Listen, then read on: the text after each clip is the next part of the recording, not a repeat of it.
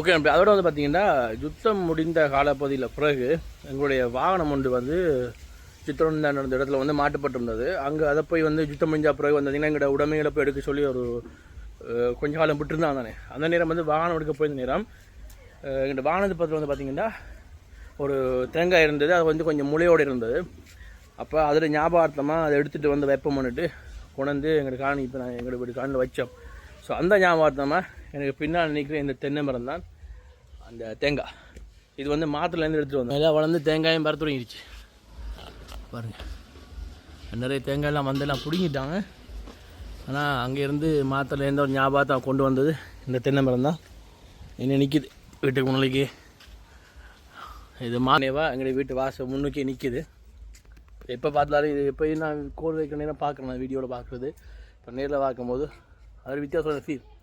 உங்களோட வீட்டில் யாரும் இப்படியான ஞாபகார்த்தமாக ஏதாச்சும் விஷயம் கொண்டு வச்சுருப்பீங்க, கமெண்ட்ஸில் சொல்லுங்கள். ஸோ நெக்ஸ்ட் வீடியோ உங்களை நான் சந்திக்கிறேன். பாய்.